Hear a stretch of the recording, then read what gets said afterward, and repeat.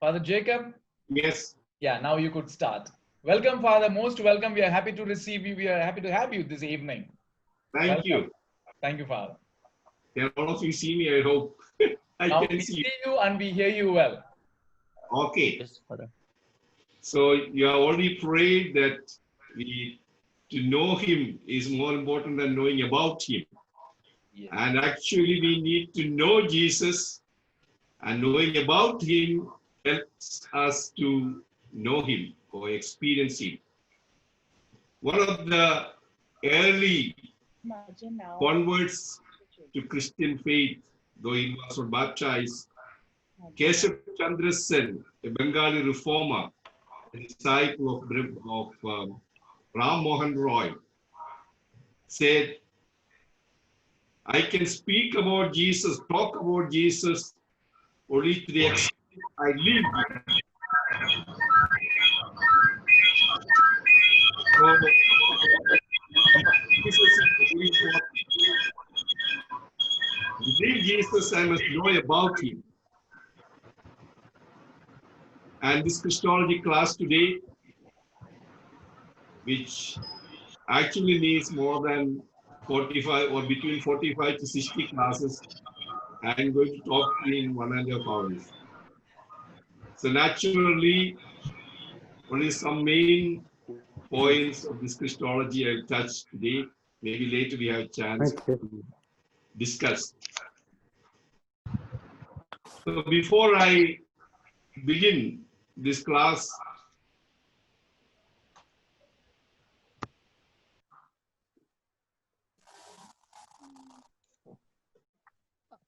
Father Jacob's mic has been muted. Father Jacob, your mic has been muted. Okay. Now can you hear me? Yes, Father. Correct. Yeah. So before the class begins or this session, I must take an anticipatory bail, saying that some of the things which I say today may disturb you, confuse you, trouble you, and some might enlighten you. And so before I begin, I must tell you there are 3 types of faith. And these 3 types of faith I have written here. One is infantile faith. Can you see? Yes. Infantile faith, critical faith, adult faith. Infantile faith is a faith we just received from our parents, never questioned, just followed. Never questioned this faith. And somebody asks you a question, why are you believing what you are believing? You simply say, it is my belief. You have no reason to explain why are you believing this. That's the infantile faith. Second stage is a critical faith. You ask questions. Why am I believing what I am believing? Suppose someone asks a question about Jesus Christ. For example, after the resurrection, we find in the Gospels that he appeared to disciples when the doors were closed. That means he has no physical body. He's a form. And the next chapter you'll find Jesus eating breakfast with the disciples. So someone comes and asks you, why, brother, father, sister, why this contradiction? On one place it is said, he has no body, he has only form. Next chapter is said, resurrected Christ eats with them. Then you cannot simply say, just I believe this. This is my belief, it's the word of God, I just accept that. But we need to give a reasonable answer for that. That's why we need a critical faith. Asking question, why this is? Is there a reason for saying this? There's a reason for this because Gospels are written for Greeks and for the Hebrews. For Hebrew people, one who is dead, when he comes back to life, he must have a body, he must eat with us, and we know he's alive. For Greek people, when someone who was dead now comes back to life alive, he must be only a form, no body. So the evangelists are addressing these 2 groups. So naturally, they'll try to explain. One chapter will be ate with us. Another chapter they will explain he has no body. So once you know the reason why they present this way, then we understand, this is the reason for that. That's why today people are asking questions about Jesus Christ. So our infantile faith is not enough, sufficient to answer them. So we need a critical faith, asking questions. And then we come to the final stage, adult faith. Adult faith. So what this class, I want to lead you to this adult faith. So some of you might, all of us need to give up our infantile faith to come to adult faith. In adult faith, you have the same faith as infantile faith you have, but now you have a reason for believing. It comes from conviction. That's the first thing I want to tell before the Christology class. You must move from infantile faith to a critical faith to adult faith. Is it clear what I'm saying? Can I continue? Father, continue. Okay. So the first thing is that what I said of this moving from infantile to adult faith. Second thing we have to understand in any theology for the matter, not only Christology, all that courses you are going to have in this program of distance education, theology education. One basic thing we need to know is about religious language. Religious language is a special language. It's not a one-to-one language. Religious language is descriptive language. It describes certain things. Secondly, it is evocative language. It evokes. When a joke is said, immediately you laugh. It evokes laughter. Religious language evokes devotion, faith, commitment. So it's an evocative language. Thirdly, we have it's a metaphorical language. It uses a lot of metaphors. For example, in the Mass we have in the second Eucharistic prayer, let your Spirit come upon this, gives like a dew fall. It's a metaphor. Spirit cannot fall like a dew, but it's a metaphorical expression. Then we have symbolic language. It uses a lot of symbols. There's religious language, symbolic language, in the sense, not direct language. When we say we use that my prayer comes like my incense come before you like a prayer, incensing, or ring a bell, all these are symbolic expressions. So language uses a lot of symbol. And the fifth one is the most important one. It's a mythical language. Mythical language means it's not that myths what we call cock and bull stories or legends. In theology, myth has a special meaning, not the popular meaning of myth. When you say myth in the popular sense means the grandma stories or legends or stories, made up stories, all these stories called myths. But here myth means an approximate expression of truth. An approximate expression of truth. Approximate expression means what you're talking about are spiritual things. Things which are about realities beyond space and time. So naturally, the language cannot express it directly. No real experience cannot be communicated through language. Language falls short of explaining the reality. So we need a kind of language called mythical approximate expression of truth. So theology or Bible scripture uses descriptive language, metaphorical language, evocative language, symbolic language, and mythical language. For example, if you say for heaven, how do you explain heaven to children? We say that a lot of angels are there, chocolate is there, beautiful music, something you have to say, today you have to say computer games and all that. Can we use this language to the youth? We cannot tell them the angels are there, chocolate is ice cream is there. You can't use, you have to use another language. You have to say friendship, joy without alloy. To little more adult, you would say it's a communion between the absolute and the relative. The union of the soul with God. All this language, each stage the language you are using is mythical language. Actually, Paul says, eyes have never seen, ears have never heard, not even enter into the mind of human beings what God has prepared for those who love him. So our language falls short of communicating. So we need expressions. So we should not take everything literally exactly as it is. One language that is most evolved may be Tamil language, 3,000 years before Christ. Literary language. That can express so much emotion. But still, that will fall short of explaining the ultimate realities. So these two things you have to keep in mind as we start with Christology and all any theology.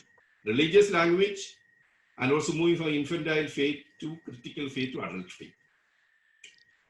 Now the very theme of Christology or the main subject of Christology is who is Jesus Christ?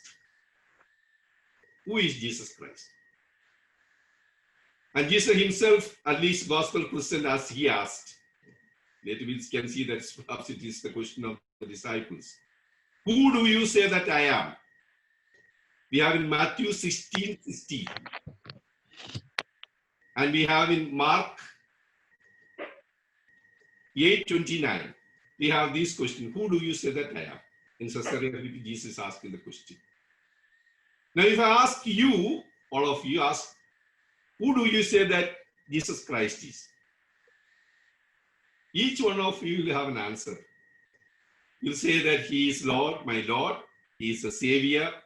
He is the second person of the Trinity. He is a Messiah. He is the Son of God. He is Son of Man.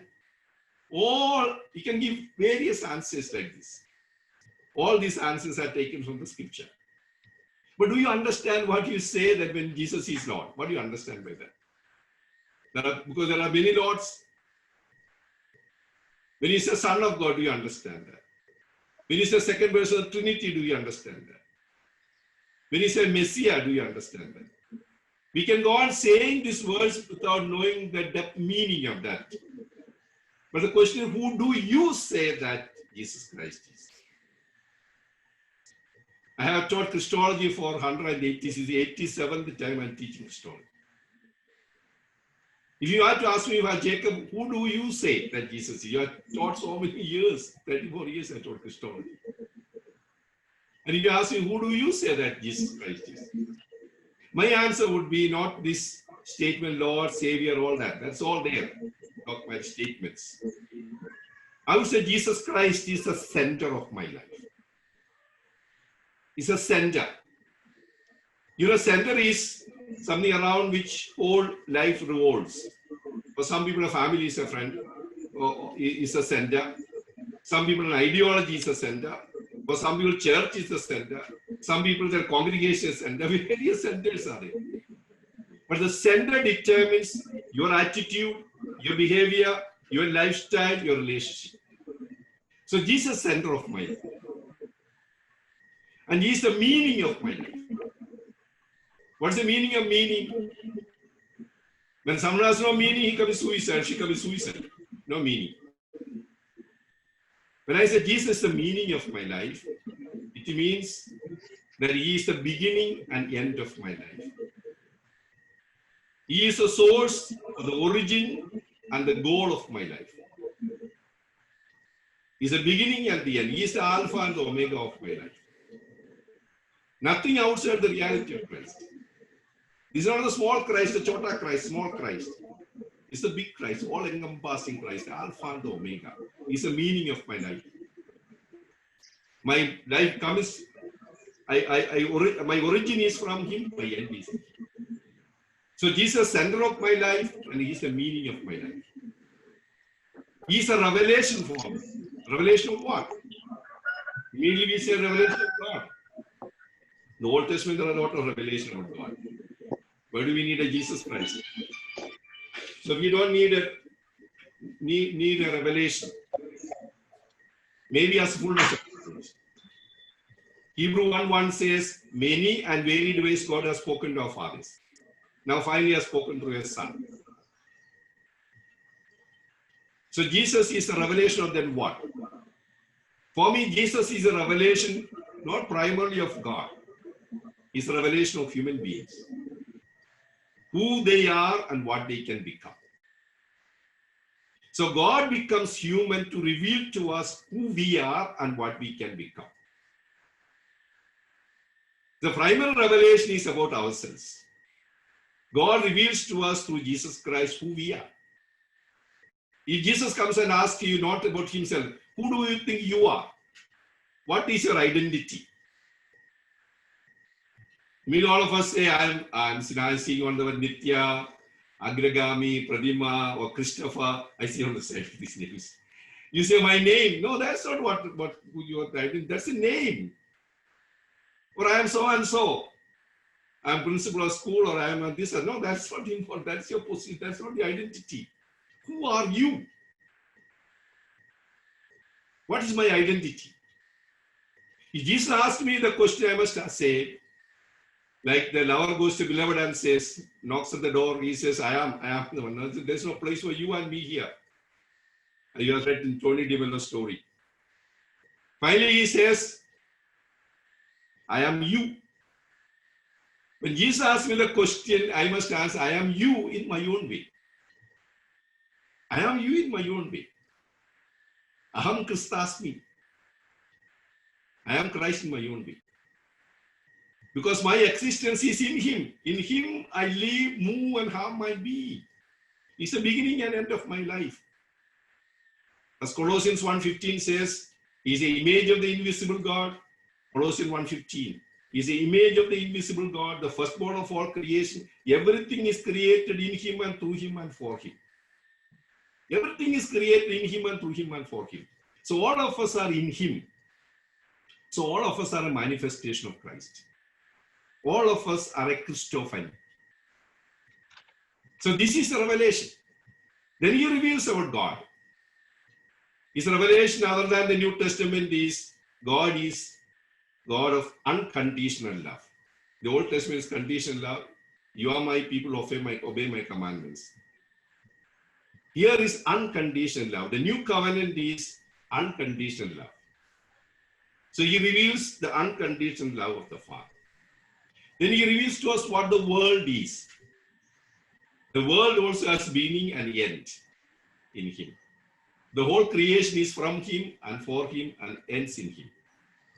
As Paul says in letter to the Romans chapter 8, the whole creation is eagerly longing for liberation, like the sons of God, as the children of God, liberation.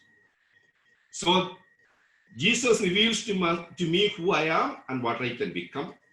I am a manifestation of Christ. I can become like Christ, human like him. It's a manifestation of God's unconditional, Father's unconditional love. And he is also the manifestation of the world. World has its origin. He is the Alpha and the Omega of creation. So how do we come to this experience, this awareness from the scripture? But no scripture can teach me, and no scripture can show me Jesus Christ unless I surrender myself to Christ. To experience Christ only means is to total surrender. And this surrender we call faith. I surrender myself to Christ as the center of my life, as the meaning of my life, as the revelation of my life. And then I see he is the Lord of my life. He is the Savior. He is the second person of the Trinity. He is the Messiah. All these come later. Then the word of God becomes, the scripture becomes word of God for me. So the most important aspect of experiencing Christ is total surrender to him. Then we try to know about him. Who is the one who is the center of my life? Who is the meaning of my life? So here I find we begin to understand the more about the person to whom I have surrendered through the sharing of the experience of the early community. The early Christian community, the early apostles and disciples and the early community experienced Jesus. And they communicate to us who Jesus is according to their experience. How do they communicate? Very systematically. They share with us. So if you take the New Testament, we find slowly the understanding of Jesus Christ develops. The most important event in the Old Testament, is Exodus experience. You know that. The most important event in the New Testament, what is the most important event in the New Testament? Resurrection. The disciples know Jesus before the resurrection, who he was. You say, surely, if you read John's Gospel very clearly from the beginning till the end, they know. And the other Gospels, Mark, Matthew, and Luke, something they know. But did they really know who Jesus was? We have Luke chapter 24, 19 to 21. For me, that's the most, one of the key texts to understand Christology. Luke 24, 19 to 21. The Emmaus disciples on the road to Emmaus, and Jesus comes in the midst of them, and they are discussing about who Jesus, what happened and all that. They worried. And Jesus asked, what are you discussing? He's acting. He was a good actor. He was acting. Even after resurrection, he's acting. What are you discussing? What are you discussing? Then he said, you must be the only person who does not know what happened. What happened? Then he spoke about Jesus of Nazareth. Then Jesus asked them, who is he? What was the answer? The Emmaus disciples said, Jesus of Nazareth, he was a prophet, mighty in word and deed. They did not say he is a Messiah, he did not say a Son of God, they did not say a second person of the Trinity, they did not say that, all that they did not say. Oh, he is a prophet, mighty in word and deed. And he believed that he is going to redeem Israel because we are expecting a Messiah. But nothing has happened. He was killed, murdered. And now some of them said he has come back to life and all. We don't know. It's happening, they said. Then he explained to them the whole Old Testament about the Messiah. How the Messiah will come and how he has to suffer. The whole Old Testament, the prophets, the Torah and the prophet, whole Old Testament explains to them. And towards the end of the journey and the breaking of the bread, they realize it was Jesus. So this gives us an understanding how Christology developed. So it took so much time for them to understand who Jesus was. And all what we hear in the New Testament is all written after the resurrection experience. Don't imagine that everything is that said that there was no tape recorder, no video or shorthand to write down what exactly Jesus said. The disciples went with him in the public ministry. Many times Jesus might have repeated the same parables, same sayings. And they followed him because he was more than someone different from other prophets. He spoke with authority. He forgave sins. He was such a charismatic person that in his presence they felt recognized, accepted, loved. So it's different from other prophets. But who was he? They have no idea. Only after resurrection they experienced who Jesus was. But if you read the New Testament, it looks differently, especially John's Gospel. If you read the beginning till the end, Jesus knew who he was, disciples knew who he was, all the John's Gospel. In Synoptic Gospels, Mark, Matthew, and Luke, we find sometimes there are some spotlights like Tabor experience. Sometimes it looks like that Jesus, everybody, they knew that who Jesus was. Or Caesarea Philippi, Peter's confession. You can be sure Peter's confession, all that they are saying about Jesus is post-resurrection, after resurrection experience, put back into the actual life of Jesus or the historical life of Jesus.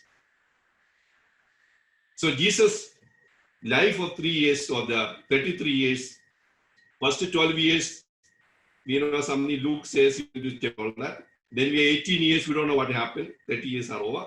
Last 3 years, disciples went with them, experienced him. Only after resurrection, they experienced who Jesus was. That was not immediate, slowly. And this is very difficult for us to grasp because when you read the Gospels, it's not appearing to be this way. That is why we have Dei Verbum, the Constitutional Revelation of Vatican II. The Vatican II document on Revelation. Anytime you have to read number 19, paragraph number 19, 1-9.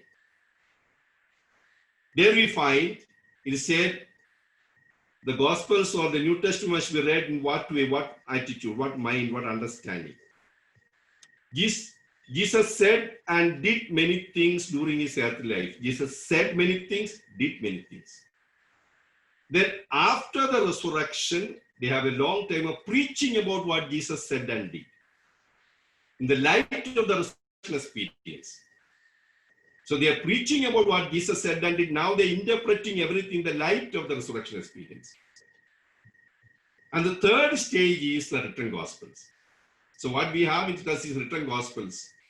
The interpreted understanding of Jesus, what Jesus said and did after the resurrection experience. So in the beginning, it was very difficult for them to understand who Jesus was. Even to proclaim who Jesus was after the resurrection experience.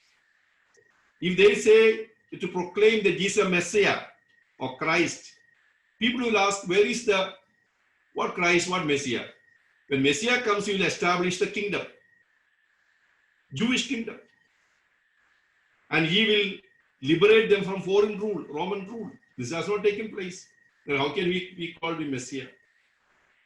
So in the beginning of the preaching, they said, when he comes again, future, he will be Messiah. We have Acts chapter 20. You can see that. The preaching of Peter says, when he comes again, he will be Messiah. Because messianic expectations are not fulfilled in him. After some days, they said, no. They are experiencing so alive in their lives, so they know not in the future. Now itself he is the Messiah. So future Christology, they come to the present Christology. They said at the resurrection he is Christ, or Messiah. But what about the messianic expectations? These are not fulfilled. Then they begin to understand. This is a work of the Holy Spirit. This is the Pentecost experience. This is the inspiration, what we call. The deeper understanding of what we are now experiencing. Then they begin to say, present Christology, they said, not when he comes again, now itself he is a Messiah. What about the kingdom? Kingdom is not of this world. Peace is not of this world. So his kingdom is not of this world. It's a spiritual kingdom. Then what about liberation? Liberation is not from foreign rule. Liberation is from us. So they begin to understand the deeper meaning of Jesus Christ. After some time they ask, was he Messiah even before resurrection? They said yes. When onwards? First they said from the moment of baptism. That's why we have the theophanic explanation. Again, the evocative language, metaphorical, mythical language presenting the heavens open, a voice heard from heaven, this is my beloved son. So Mark's gospel begins with the baptism of Jesus. After some time, they began to ask, was he Messiah even before that? Then we have Matthew and Luke presenting from the moment of conception, mother's womb, he is a Messiah. The Holy Spirit will come upon you, the power of the Most High shall overshadow you, one who is called Son of God. After some time, they began to ask, was he Messiah even before coming into the world? We have John's Gospel. He was pre-existent. Even before coming into the world, he was Messiah. In this beginning that we have Philippians, Paul says that he was the form of God, but did not count equality with God, thing to be grasped, emptied himself to the form of servant. So we have pre-existing Christology. So we have the development of Christology in New Testament. We have 4 stages actually. Future Christology, then we have present Christology, then we have past Christology, then we have the pre-existing Christology. Future Christology, beginning they said when he comes again, he will be Christ. Second time they said no, at resurrection he is Christ. Thirdly they said no, the baptism is Christ, or the very conception is Christ. Finally they said in the pre-existence, before coming into the world, he is Christ. So we have one Jesus, but many Christologies. Not just one Christology, many Christologies are there. If somebody asks how many Gospels are there, all will say 4 Gospels. There's only one Gospel. 2 Corinthians 11:4. 2 Corinthians 11:4 says there's only one Gospel. But Gospel according to Mark, Matthew, Gospel according to Luke, Gospel according to John. Only one Gospel. There is only one Jesus Christ, but Christologies are many. Many Christologies are there. New Testament itself, many Christologies are there. We'll just go through 3 or 4 or 5 Christologies. There are supposed to be 11 Christologies or more. And each one of us will have his or her own Christology. But Christologies are many. But traditionally we speak of high Christology, low Christology. Or we say the incarnational Christology, or descending Christology, or ascending Christology. High Christology, incarnational Christology, descending Christology all mean same. Christ, God comes down, descending, or is incarnating, or we say the high Christology. As in John's Gospel, we find the high Christology. The beginning was the Word was with God, Word, flesh, and dwelt among us. And part of Matthew, Luke, and also will find some incarnation, but mostly in John's Gospel, incarnation, high Christology. The traditional Christology of the church is this high Christology. The low Christology or ascending Christology is called, starting with the Jesus of Nazareth. Like Synoptic Gospels, we have Mark, Matthew, and Luke. Synoptic Gospels start with the Jesus of Nazareth and recognize him as Lord and God after resurrection. So start with the earthly Jesus and comes to that the higher experience of the Lord and God. That is called the low Christology. So we have high Christology or low Christology. Now there are so many other Christologies. We have the mystical Christology, transcendental Christology, spiritual Christology, black Christology, feminist Christology, Indian Christology, Dalit Christology, Minju Christology. So Christologies are there. Each one is trying to interpret Christ according to the context. So in every generation, Christ has to be interpreted in a language meaningful to them. So Christologies will be many. Jesus Christ is one, but Christologies are many. No one Christology can actually exhaust the mystery of Christ. So all of you are listening now, you have your own Christology. But ultimately, he is the center, the meaning, and revelation. So all the titles we give him are titles according to the scripture, but it will have effect on me when I discover this Christ, in whom I live and have my know and have my being. Shall we have a break for 5 minutes? Hello? Yes, Father. Shall we break for? Yeah, they could ask questions in case they Yeah, want they to could ask questions, yes, what I said so far. And in the meanwhile, you could have a little cup of water. Any questions? Excuse me, Father. It's good, nice. Nice to listen to you. Hello? Excuse me. Yes?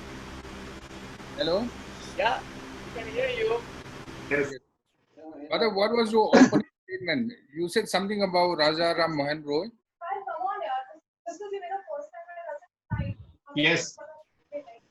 I spoke on K.C. Sen. In the beginning, I said K.C. Sen, Keshav Chandra Sen. K.C. Chandra Sen was the disciple of Ram Mohan Roy. Ram Mohan Roy is Brahma Samaj, and his disciple was this K.C. Sen. He was not baptized, but he started his own church, the Church of New Dispensation. And he went about preaching about Jesus. He says, a man was never officially not baptized, but the real Christic experience he had. He says, I hold this Christ in my heart. My whole life is for him. And I can talk about Jesus to the extent I leave Jesus. But to the extent I leave, I can only talk about Jesus to the extent I leave. So this is a case. Yes. So wasn't Vivekananda also like that? No, He Vivekananda was an outsider. He was never, or even Ramakrishna Paramahamsa said he had an experience of Jesus. But then he was open to all other, other incarnations and all that. Vivekananda was more of a kind of intellectual understanding of Jesus. Okay, thank you, Father. Father, in the meanwhile, there is a question. Father, can you tell me about the stages of Christology? Someone has written that, Bruto Raj, and then repeat the quote from Corinthians. That's another question. The Corinthians quote is 2 Corinthians 11:4. Yeah. 2 Corinthians 11:4. There's only one gospel. When an angel comes from heaven and tell you another gospel, he is anathema. Yeah. The other question, Father? Stages of Christology. The stages of Christology, I said, I mentioned the future Christology, present Christology, past Christology, pre-existent Christology. Yeah.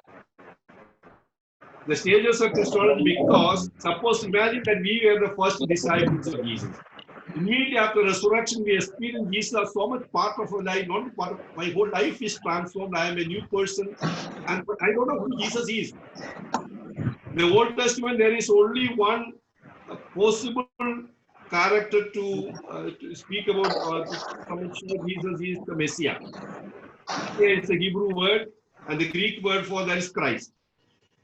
So only one title that can somehow relate to Jesus whom the experience of resurrection is Messiah or Christ.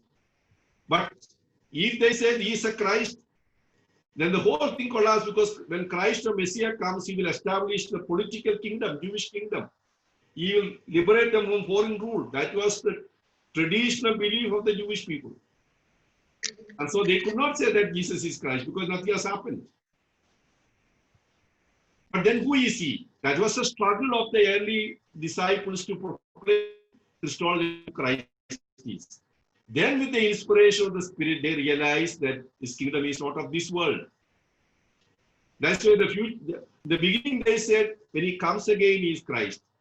That is the beginning of their belief in second coming. Even second coming is a myth in that sense. Actually, there is no second coming, only one coming. When we say, no, after the consecrated Christ will come again, or creed we say Christ will come again. What do you mean by that? Christ is not gone anywhere. Now we are talking 2 or 3 are gathered, I am talking to you, are talking to me, Christ is present. Sacrament, he is present. Word of God is present. Justice, peace, love, he is present. Where is he going to come by? He has not gone anywhere to come by. There's only one coming. But John says what is that second coming means. On that day we shall see him as he is. On that day we shall see him as he is. This is the meaning of second coming. But on the other hand, if you on a Sunday you preach that he is coming, he's not coming, there's no second coming finished. People don't understand. So you can say he's coming in the clouds, the trumpet blast. All these are mythical way of explaining that truth, that day we shall see him as he is. He's not gone anywhere. What I'm saying is the future Christology is the beginning of this understand second coming. Second coming originally meant that when he comes back, he will establish the kingdom and free them from foreign rule. But later they realized, no, resurrection experience itself is Christ. But then they had to change their understanding of the kingdom and liberation. Kingdom is no more political kingdom. The liberation is from foreign rule, but liberation is from sin. That's the second age present Christology. Third stage is the third stage is past Christology. It has 2 stages. First one is baptism. Then going backward is conception. And the fourth stage we have the pre-existent Christology, John's Gospel. We find the beginning was the Word, Word was with God, Word was. So this is the slow development of overall development of Christology in the New Testament. But don't imagine that all of them preaching one after another chronologically, no. There are no communication, no like this, no telephone, nothing. One may be preaching pre-existing Christology, other may be preaching still future Christology. But it's some time, whole generation, almost 40 years after death and resurrection of Jesus. This continued till we have the full New Testament with the systematic explanation of who Jesus Christ is. So, Father, so when you said that the traditional Catholic belief is from John, right? In the beginning was the word. Yeah. So can we isolate, the high Christology, to be the traditional belief of the church? Isn't it integrated kind of? I mean, we also have the creed, right? Which becomes the center of our faith, right? Yeah. So how maybe I'm not comprehending it properly. No, why I'm saying that even today the traditional Christology is the high Christology. Because we are explaining who Jesus Christ, Lord and God. And that is very clearly explained in John's Gospel. God, yeah, but we cannot isolate that, single that out from the rest of the faith elements, no, Father? No, the emphasis is on the high Christology. That is not, other is not neglected. Okay. See, even before Vatican II, the high Christology was the most prominent.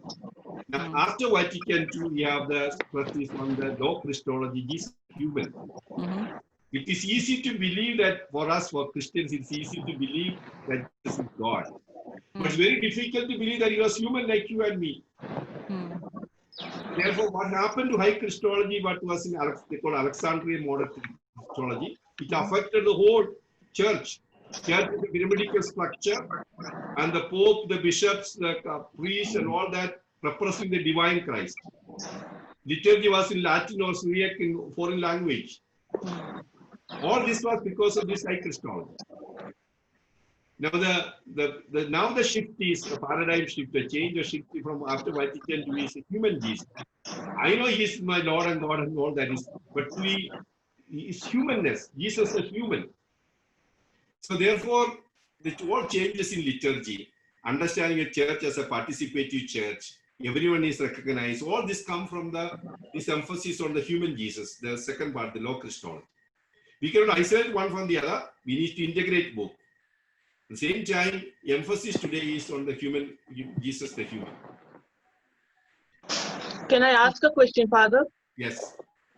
You said we all are manifestation of Christ. Yeah. Hello? Yes, go ahead. Continue. Yeah. So how can a murderer or pedophile can be a manifestation of Christ, Father? Pardon? Who is that? A murderer or a pedophile, how can he be a manifestation of Christ? See, every human being is a manifestation of Christ. Yeah. But in reality, they are all in Christ. They are all in Christ. But our being, now for example, you are registered as a student. The registration alone is not enough. You have to study, you have to go through the course, then only you become a student. The same way, in the being level, in the level of their being, they are part of the reality of Christ. But that does not make any difference to them. They cannot manifest Christ. I can manifest Christ only when I freely accept it. As Paul says, I must complete what is lacking in the suffering of Christ. What is lacking in the suffering of Christ? We say Christ sacrifice is perfect. Christ sacrifice is perfect. What can I contribute to that? What is lacking in Christ? What is lacking in the suffering of Christ is my personal commitment. I must accept it. In that sense, all human beings are same. Even a murderer or a Hitler or a pedophile or war, whatever crime, that person is same. But salvation will not affect him unless that person accepts it. So that person cannot, he is in reality must be a manifestation, but that person is not surrendered to Christ, has not experienced freedom, accepted him, and have not experienced reconciliation. As long as that is not done, that person will not be a manifestation to others. He will not be manifesting Christ to anyone because that person has not experienced Christ in freedom. One thing is reality. One thing is that reality that each one of us, son or daughter, is of a family. We are sons or daughter, brother, sister. But that's a reality. But that will not be actualized when I don't relate in that way. Thank you for that. Father, could I ask a question, please? Yes, please. I've already put it in the chat box that when you have so many different Christologies, Yeah. would it be, reasonable to expect that you'll have different churches? Different Christologies would imply maybe different churches also. Why should there be one church with so many different Christologies? We have the one gospel because different. Why there can be many churches, there are many rites in the Catholic Church itself. We have 21, 23 rites are there, various ways of worship, and also there are hundreds of denominations and churches. That's not based on the various Christologies. Christologies are many depending on the context. In which way, how do we communicate Christ to others? No, that's why in the last time in the meeting of the Eastern Education Delhi, I said, when the Jesuit missionaries came to Madurai, they told all these Saika Hindus that we are waiting for a Messiah and we are bringing that Messiah. And they said, we are not waiting for any Messiah. Who are waiting for the Messiah? Jewish people are waiting for Messiah. Not those Hindus or Madurai mission. That's why when Dinobili came, one of the Jesuit Dinobili came, he tried to understand the Indian culture, Indian language, Sanskrit and Tamil and Telugu. He translated the prayer and he lived like a sannyasi and tried to communicate who Jesus is. So Christology develops according to the need, as an answer to the question of the context. So many Christologies got different contexts are there. Once you have experienced Christ, you will try to communicate in a language, an idiom, meaningful to the people. Why Christ has not been known in India for long? Because we are not communicating the language and worldview of the Indian tradition. So we have so many Protestant kind of groups who feel that they are, bringing Christ closer to the people than maybe some of the Catholic Church, for example. So would you regard their Christologies also as part of or recognizable? The idea is that there are various reasons for that. You can keep only some people emotionally charged with the Christian faith. But the reasonable question comes. I can say some of us are exactly read what is written in the scripture and Jesus exactly said this. Who are to say that? So the faith must be reasonable. We can emotionally move people. Most of the Protestants, or sometimes even so charismatic, sometimes we give faith as superficial faith. That's emotionally charging and emotionally satisfying, but when the problems and difficulties come, it will be like the house built on sand. That's why come what may, trust in the Lord. Come to that kind of, as Habakkuk's prayer, even though olive crop fail, even though stalls stand empty of cattle, and all that, he says, still I trust in the Lord. To come to that kind of faith, deep faith. But if WhatsApp groups and so on can emotionally charge, they may do everything, all that. That's the way, but then how long they sustain that faith? Father, I want to ask a question. Yeah. Father, this is, when you say Christology from a literal sense, it's study of Christ, right? Yeah. The interpretation of the word can be amplified into various studies and pieces. Yeah. Right? One question is, there's a limitation on the study for education. The other point is that is it related more to the inspiration of the gospel to one as different depending on the how you get inspired by the Holy Spirit and how you interpret it, or you have to follow a doctrine that this is the way? The doctrines are trying because the problems came. The doctrines are made of Jesus Christ. The questions came immediately after the first generation. We have how can Jesus be both human and divine at the same time? Either he is human or he is divine. He can be both. So the question came on that. So the questions came in the beginning, and there is no one uniform terminology to explain who Jesus Christ is. Thirdly, everything was present Jewish setup or settings. Now it comes to Greek setting, it has a different context. So you need to explain Jesus Christ meaningful to the educated crowd. So various ways, the context of inspired, context were demanded that the Christic experience must be communicated. That's why so many various false teachings came, which were not according to the New Testament, the revelation of Jesus Christ. There we have the doctrines. The church comes and say, through the councils, one of the most important councils is Chalcedon or Chalcedon. That is the 5th century, 451. They say Jesus Christ is true God and true man, or truly God and truly human. With one person of Jesus Christ, second person of the Trinity, with the two natures, human nature and divine nature, without mixing, without confusion, without division. All these doctrines came later. But the New Testament itself is, as we say, presented as the norm of life for us. So the early church experienced Christ and articulated a language of that time. So today we need to interpret in the present understanding. Right. Yeah. So there is no limitation as such as far as Christology is concerned. Sure. Every Christology is limited, and no Christology, not even the church's Christology or the magisterian Christology, no Christology can exhaust Christ, mystery of Christ. No Christology can exhaust it.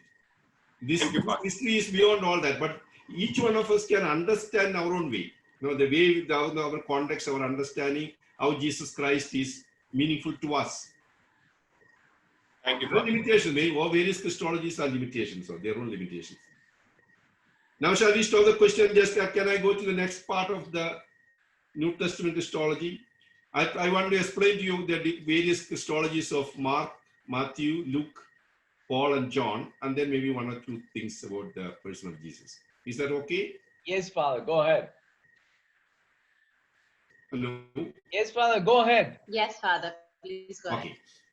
Okay. So we have I said Jesus Christ is one, but Christologies are many. And this is not a new discovery, it's the New Testament itself, we find various Christologies. And we have Mark's Christology, it's the first one, Mark. How did Mark was not an immediate disciple of Jesus. Mark was a disciple of both Paul first and then Peter. We have Acts 12:12 is something about Mark, and also Acts 13:13. Easy to know, 12:12 something about Mark. His name was John Mark. John Mark, when he was in Rome during the Christian persecution, he writes the gospel. He is writing to the persecuted Christians. His context is persecuted Christian. Christians are persecuted for their faith. They may belong to both the Jews and also Gentiles. Converts were there, also Jewish people. But the common factor for them is they are all persecuted. So these persecuted, suffering Christians, how does he present Jesus Christ? He would say Jesus Christ is the crucified Messiah. Jesus Christ is the crucified Messiah. CM, crucified Messiah, not chief minister, crucified Messiah. Both are difficult for him to prove. First of all, crucified one is not accepted as is only a criminal. Messiah, because it cannot be easily accepted by Jewish people, messianic expectations are not fulfilled. So Mark is trying to show that Jesus is the crucified Messiah, he is the Son of God and Son of Man. So in the context you have to understand, the context is he is responding to the need of the people who believe in Jesus Christ, that in their suffering they are not alone. Jesus also suffered. So throughout the gospel it is an explanation of Jesus as a crucified Messiah. He wants to prove that he is the crucified Messiah. He is not a criminal. He is not the one unaccepted by God. He is he lived and died and rose again because the plan of God. To prove that, throughout the gospel, he is trying to say that God's power is at work in Jesus. So through the gospel, he is trying to prove that this crucified Messiah is a real Son of God. So therefore, in Mark's gospel, we find lot of deeds of power or miracles of Jesus. Teachings are very less compared to, he presents all the events of miracles of Jesus. So he calls it deeds of power. He says, how does he show? In 4 areas, Jesus has power. He has power over death, because Jesus brings people back to life. He has power over sickness. He heals people. He has power over nature, that he calms the sea. And he has power over evil spirits. So he casts out demons. So he has power over death, sickness, evil spirit, and nature. So these are the 4 categories of deeds of power Mark would explain to show that if he has not God's son, you would not have to do that. That's what he wants to try to communicate. Then Mark would present witnesses of Jesus. So sometimes in the Mark's gospel, we find after deeds of power, there's a chorus. Who can this be? Even evil spirits obey him. Who can this be? The question is raised by the people. So Mark is presenting everything like a drama. After the deeds of power, the question is raised, who can this be? And the answer is given by various witnesses. So Mark would present various witnesses. These are not historical, need not be historical, theological explanation. Who are these witnesses? First one is John the Baptist. The chapter 1:9 says, this is the Lamb who takes away the sin of the world. This is the Lamb. And then John the Baptist speaks about him. Then the Heavenly Father, this is my beloved Son. Then the evil spirits running out and saying, this Son of God, Son of God, Son of God. Then the disciples, Peter, the disciples, chapter 8:26 says, you are the Messiah, the Son of God. And finally, the centurion. Truly, this man was Son of God. So, deeds of power are there. Questions asked, who is this? Answer is given by these various witnesses, these 5 witnesses. So, these are theological witnesses. So, these are not to be taken historically, literally. That witnesses are John the Baptist represents the prophets, Heavenly Father, God Himself, evil spirits, other negative powers. Then we have the disciples who Peter acknowledging who Jesus is. Finally, centurion, he is a Gentile. In other words, what Mark wants to communicate is the entire reality. God, human beings, evil spirit, nature, everything proclaims who Jesus is. And what are they proclaiming? That Jesus' first title, Mark used 2 titles to Jesus, Son of God and Son of Man.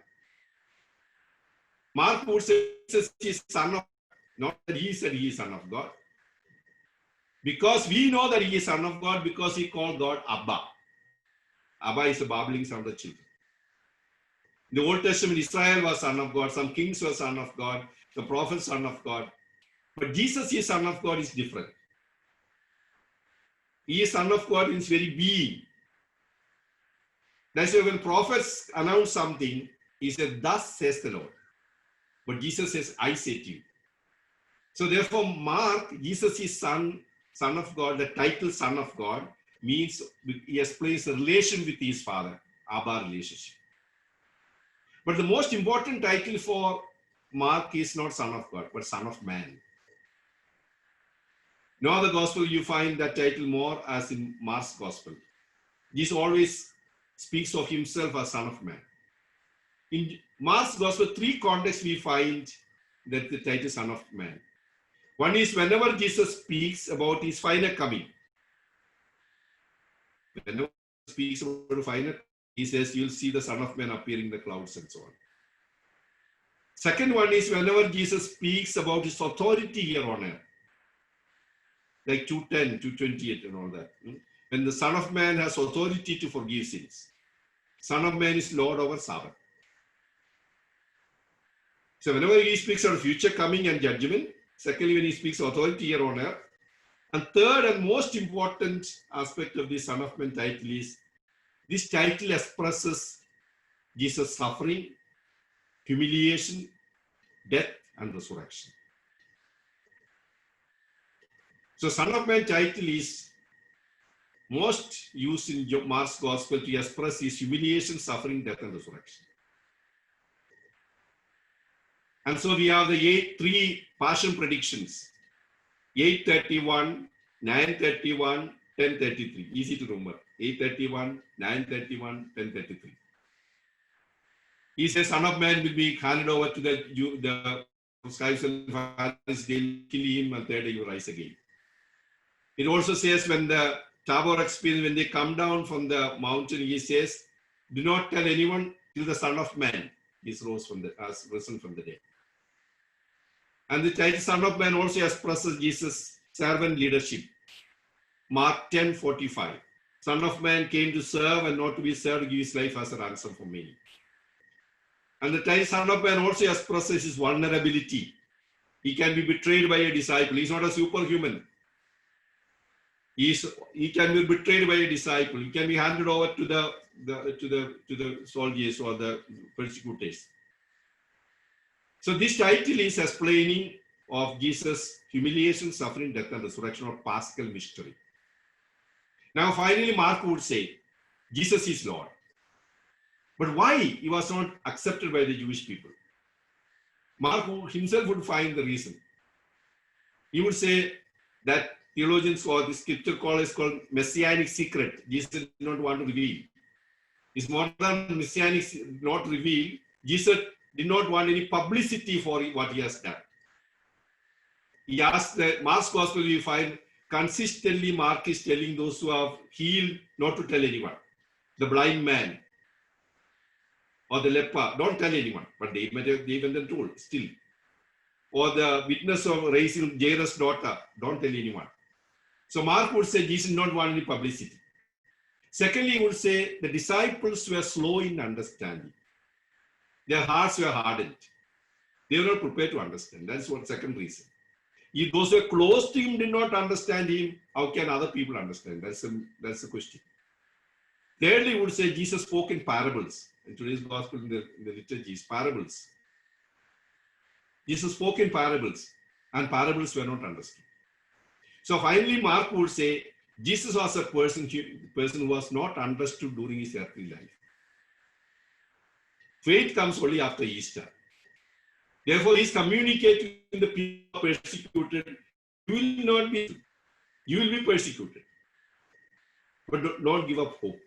So the gospel is communicated to suffering people, persecuted people of Rome, that Jesus suffered with them.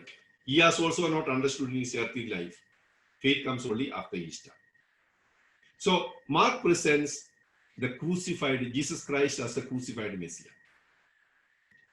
Matthew takes from Mark. All what is in Mark is you find also in Matthew. But Matthew has furthermore, almost 12 chapters, more 28 chapters. Matthew presents Jesus as the fulfillment of the Old Testament prophecies about the Messiah. Jesus Christ is the fulfillment of the Old Testament prophecies about the Messiah.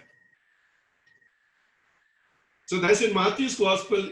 Every here and there you will find this is to fulfill what was told of the old. Because he is writing the Jewish Christian community. Matthew's addressees, whom Matthew addressing his gospel, are Jewish Christians. And these Jewish Christians believe that Jesus is only for Jewish people, their salvation. And some of them wanted the Gentiles to be circumcised and become Jews and then become Christians. Such was a community. So Matthew is trying to catechize faith formation of this community. That Christ is not only for them, but for the whole world. That's at the beginning of the gospel and the end of the gospel we find, Matthew's gospel. Beginning of the gospel we find Magi coming. That means Gentiles also coming to Christ. And the last, chapter 28, mission come and go out to the whole world. So actually he's preparing this community to open themselves to the reality of Christ. Christ is not just for the Jewish people. So but at the same time, first of all, they need to be convinced that Jesus is the expected Messiah. So he would start with the genealogy, starting with Abraham, and comes to the last, he says, of Joseph, who was part of the Davidic family. And therefore the Mary is the part of the Davidic family. So to show that Jesus must be born of David's family is the idea, because whenever Messiah comes, Messiah is expected to come from David's family. 2 Samuel 7:40 and following is said, Nathan says, David, your kingdom will have no end. So the belief of the Jewish people of Messiah would come from David's family. So Matthew tries to prove that Jesus is from the David's family. Then secondly, he would say, Jesus was taken into Egypt, Matthew 2:15. Even if Jesus was not taken to Egypt, Matthew was sent in there because he has to be called back from Egypt. Matthew's idea is to show that not that Jesus went to Egypt, that's important. The important thing is, out of Egypt I called my son. To show that Jesus is the new Israel, Jesus is the son. Old Israel was called son of Yahweh. The new Israel is Jesus, he is the son. So he is trying to communicate to Jewish people, Jewish Christians, that he is the new Israel and he is the son. Indirectly he is communicating. Then you would say Jesus is the new Moses. Moses fasted 40 days, Jesus fasted 40 days. Moses gave law from the mountain, Jesus gives law from the Sermon on the Mount. Then he says Jesus is not just a new Moses, he is more than Moses. He is more than the temple. He is more than any teacher. He is more than everything in the Old Testament. So Jesus is a fulfillment of the Old Testament. He is the new Moses, more than Moses. Then Matthew would say Jesus is son of David. Mark would give the title Son of Man, Son of God. Matthew's emphasis is on Son of David. 9 times in his gospel, Jesus is given this title Son of David. Mark can give only 3 times each. That means he shows that Jesus is a fulfillment of the expectation. Though he is Son of David, Matthew would say he is not a political Messiah. In the triumphant entry into Jerusalem, he is riding on a horse, not a donkey, not on a horse. And he quotes Zechariah 9:9 says, Zion, the daughter of Zion, you see your king coming on the colt of a donkey. Though he is son of David, but he is not a political Messiah. He tries to prove that. Then he would say, Mark would say, Jesus is Lord, Kyrios. Perhaps the last title given to Jesus was Kyrios or Lord. Earlier the word Lord was used for Yahweh. The Jews will never call God Yahweh. They call Adonai. They write Yahweh but call Adonai. Same title is given to Jesus now. Matthew would say when Matthew is writing the gospel about 70, 75 or later, 30, 40 years after the death and resurrection of Jesus, the community is already experienced Jesus Lord and God. So Matthew, when writing about what happened during the earthly life of Jesus, like the ship or the boat was sinking, disciples are crying, Lord, Lord, save us. We can be 100% sure they not call him Lord. They must have called him Rabbi. But now, when Matthew is writing the gospel, Jesus is recognized, experienced as Lord and God. So sometimes he uses that word Lord in explaining or narrating about what happened during the earthly life. By the time Matthew writes the gospel, community started praying to Jesus. You know what was the first prayer to Jesus? Maranatha. Mar means Lord, come Lord. Or Stephen was praying to Jesus at the time of his martyrdom. So Matthew would say, give more importance to the teachings of Jesus. Jesus is a teacher, ethical teacher. And he would finally say, Matthew would say in Deuteronomy 18:15, says, Moses saying, there'll come a prophet, one like me, one among me like prophet. And he will establish, he will lead you. So Matthew's understanding is, or presenting to the Jewish Christian community, that Jesus Christ is the fulfillment of the Old Testament prophecy of Messiah. And his final glory will be seen at the end of time. And he would say, this Jesus is not gone away. He is still with us, the church, with each one of us till the end of time. End of time and end of the world. So this is Matthew's Christology. Mark presents Jesus as the crucified Messiah. Matthew presents Jesus as the fulfillment of the Old Testament prophecies about the Messiah, because he is writing Jewish Christian community. Luke is writing to Gentile or the Christians of Greek origin. Hellenistic, we call Hellenistic or Greek origin. So he doesn't start with Abraham, his genealogy with his Adam. Everyone is included. Everyone is included. Jesus is not only for Jewish people, he is for every human being. Very interesting, Luke writes as a historian. Both Luke's Gospel and Acts of the Apostles. Luke writes as a historian. He said he has not witnessed these things. Even in the beginning of the Gospel, he said, I have not witnessed. He collected data from those who were his eyewitnesses. And he says, I am presenting an orderly account. From the introduction itself, you must know that these are not just reported exactly as it happened. He edits the work according to his theology. He uses a symbol, two symbols, space and time symbols. He would say Jesus' whole life takes place on a way, a geographical way, and also theological way. That's a space symbol, spatial symbol.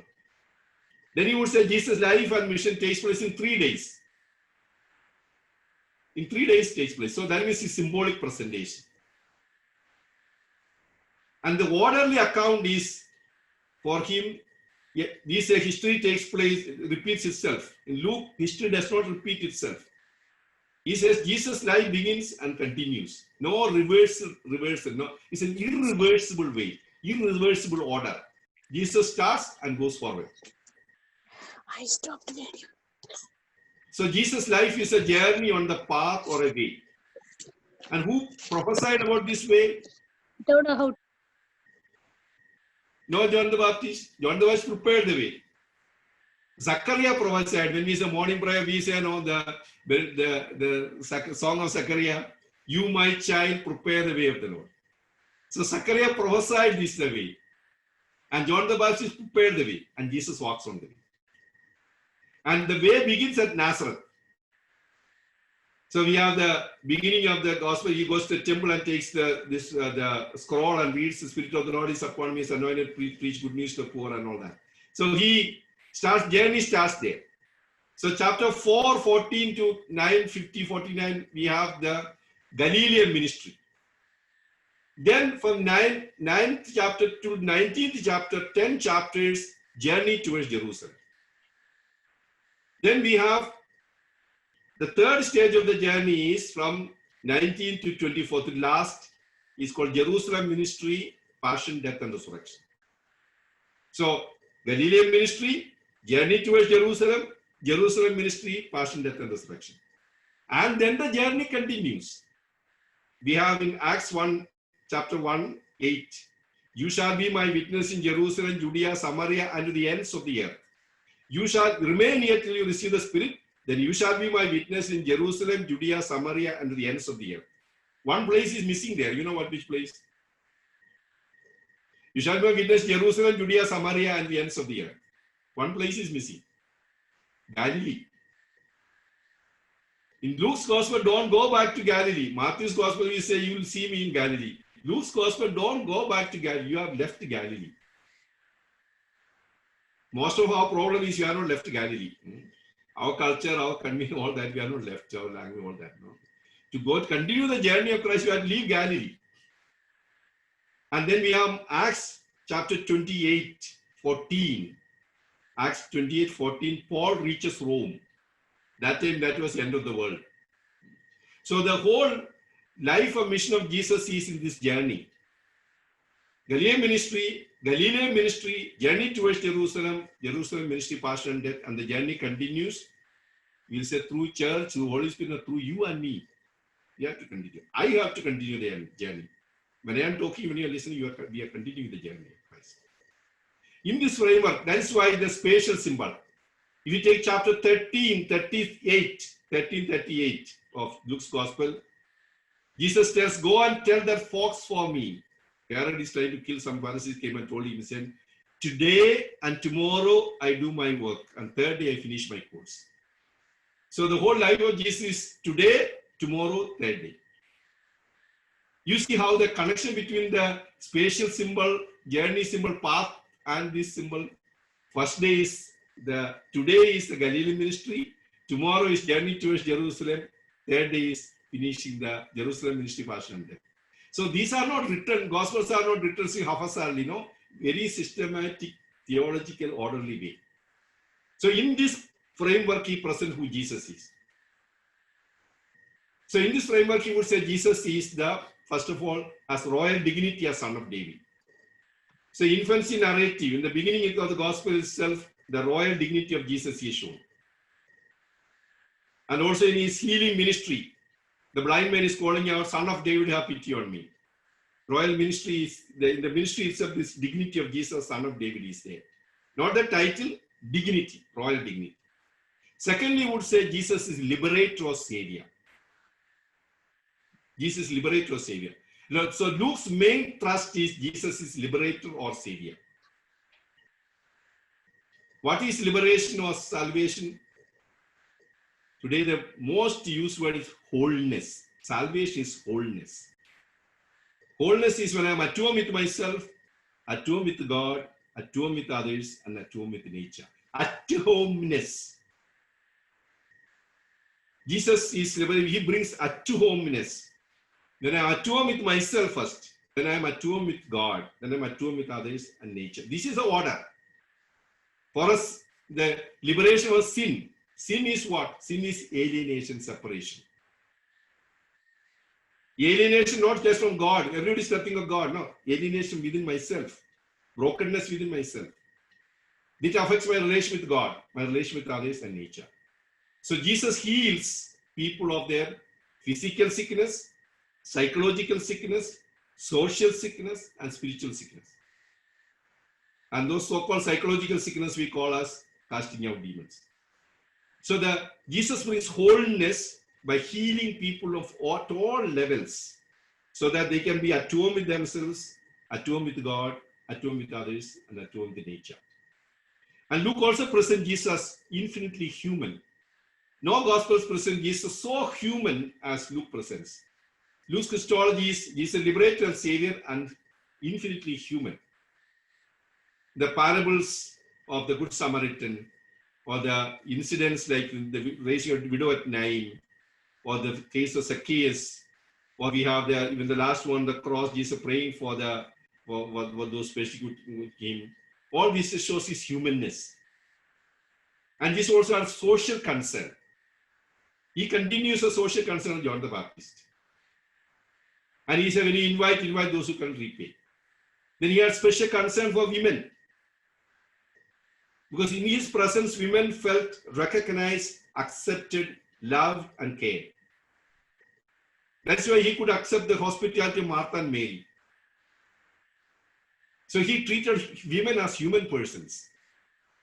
And this, in the history, again, we find that's not happening in the church or in the society. A patriarchal church and patriarchal society, we don't find. Jesus was liberator. In his presence, every woman felt at home, recognized as human person. And he presents Mary as the model of the discipleship, a woman. Mary's Magnificat is a revolution. We sing so beautifully. He speaks of a cultural revolution. He raises the lowly. Mary speaks of a cultural revolution. Then Mary sings of a political revolution. The mighty have pulled down from their thrones. Last 20-30 years, what we are seeing is that these are not the poetic thinking. We are mighty have pulled down from the Middle East and elsewhere, pulled down from their thrones. And the rich are sent away empty, and the hungry are fed. Economic revolution. So Mary speaks of cultural revolution, political revolution, economic revolution in that Magnificat. Luke presents such a picture of Mary as a woman. And Jesus also presents us as a prayerful person. No other gospel we find so presentation of Jesus, a prayerful person. Many times Jesus is shown at prayer. Then he asks the disciples to pray for Peter, pray for those in authority, pray for enemies. So nobody should be excluded from our prayer. And finally, the Luke would say, Jesus was a joyful person. Throughout the gospel, we find Jesus as a joyful person. Easter joy, when the disciples return is joy. And Luke's under soteriology, his understanding of salvation is, we are not saved by just one action of Jesus. Mostly we say we are saved by death and resurrection, cross and resurrection, almost all the time because influence of Paul. Luke would say we are saved by the Christ event. Christ event includes incarnation, life, preaching, death, and resurrection. The whole Christ, the total Christ. You are saved by the total Christ. And that is why in Acts 4:12 he says, there's salvation no one else except in the name of Jesus. The person. Jesus is all-encompassing Christ, Alpha and Omega. So with this we finish the synoptic Christology. All of them try to present the humanness of Jesus. So Mark would present Jesus suffering, or the Jesus Christ, the crucified Messiah. Matthew would say is a fulfillment of the Old Testament prophecies about the Messiah. Luke would say Jesus Christ, liberator, savior, and infinitely human. Now we come to Paul's Christology. Why don't we go to John's Christology? Because John's Christology is the last one, pre-existent Christ. So John's Christology is last. So Paul's Christology is all these letters, big, the whole theology is there. We have reduced, summarizing in few sentences. Paul would present Jesus as the gratuitous gift of God, or free gift of God, undeserved gift of God. Because all others start with the Christology with Palestine and what happened in Palestine. Paul's Christology begins with what happened to himself on the road to Damascus. He encountered Jesus, a transformative encounter. In this encounter, he realized that he is a sinner, now sanctified or justified. So he says, reflecting on this Christ experience, he would say, I don't deserve this. I'm a sinner. I persecuted the church. I'm a sinner. Though he was righteous before law, he recognized in this encounter that he is a sinner, alienated from himself, God, others, and nature. Such a situation, Jesus is given to him as a gratuitous or undeserved gift. So that is his Christology. Jesus is undeserved gift. Then he would say this gift is given for our justification and salvation. And the word for justification is sanctification. So there is some nuance differences there. Justification, sanctification. God declares you just and makes you just. God declares you saint and makes you saint. If I ask all of you, are you saints? Immediately you say, no, how can I be saint? No, what we are saints. All of us are saints because at the moment of baptism, we are justified, sanctified. We become the temple of the Holy Spirit. We become part of the body of Christ, consciously. They are all criminals and all part of the body of Christ, but not consciously accepted. Their presence is equal to absence, but we are consciously present. So at the moment of baptism, two things happen. We become the part of the body of Christ consciously, and then we become the temple of the Holy Spirit. So this gift is given to me for my justification and salvation. Justification at the beginning, salvation is the fullness of it at the end. Then this gift is gratuitous, undeserved gift is the crucified Christ. 1 Corinthians 1:23, we say, we preach Christ and him crucified, a stumbling block to Jews and folly to the Gentiles. For to believe is power of God and wisdom of God. The gift given to me is this crucified Christ. Then he says that this undeserved gift is the pre-existent Christ. Here begins the Christology of John. Philippians 2:6. He was the form of God, but did not count equality with God to be grasped. So Jesus Christ is the pre-existent Christ. Then he says, this Jesus Christ is the cosmic Christ. Cosmic Christ means the whole universe is there. Colossians 1:15. As I said, is the image of the invisible. Everything is created in him and through him and for him. So he is not only the Redeemer, he is the origin of the entire creation. Everything is created in him and through him and for him. So he is a cosmic Christ, all-embracing Christ. So he is the undeserved gift for our justification, salvation. He is the crucified Christ. He is the pre-existent Christ. He is the cosmic Christ. Then Paul experiences this. He says, I know I have experienced Christ. How can I communicate this? Unless I proclaim the word, my experience, others cannot come to this experience. That's why woe to me if I do not preach the gospel. How beautiful are the feet of those who proclaim the word. And by proclaiming, experience Christ, experience suffering of Christ. Galatians 6:17 here says, I bear in my body the marks of Christ. And 2 Corinthians chapter 11, he says the whole suffering he has gone through. He suffered more than Jesus Christ physically. But he says, Jesus says, my grace is sufficient for me, for you. So Paul would say Jesus Christ is the meaning of his life, the beginning and end of his life. And I want meaning, not what I have, not what I acquire or my knowledge, but giving myself in self-emptying love. So Christ can be experienced in self-emptying love. That's what we find in 1 Corinthians chapter 13. So Paul's Christology is Jesus Christ is the undeserved gift of humanity. Humanity has gone away from God, but God comes to their level to raise them up. Now we come to last Christology, that's John's Christology. John is presenting Jesus Christ as a savior of the world. Jesus Christ as a savior of the world. He sees a gap between God and world. That's why in the first chapter, he came to his own recognized him. Light came into the world, they loved darkness more than light. So there is a distance between God and world, and Jesus is the bridge, the pontifex. Pontifical, we are a pontifical. Pontifex means bridge, a bridge maker, one who connects that. So John sees this distance is explained by using the symbols, pairs of symbol. The distance between God and human beings are explained using the symbols of light and darkness, truth and lie, life and death. Throughout the gospel, we find this contradiction: light and darkness, truth and lie, life and death. First one is light and darkness. John would say light, Jesus Christ is light.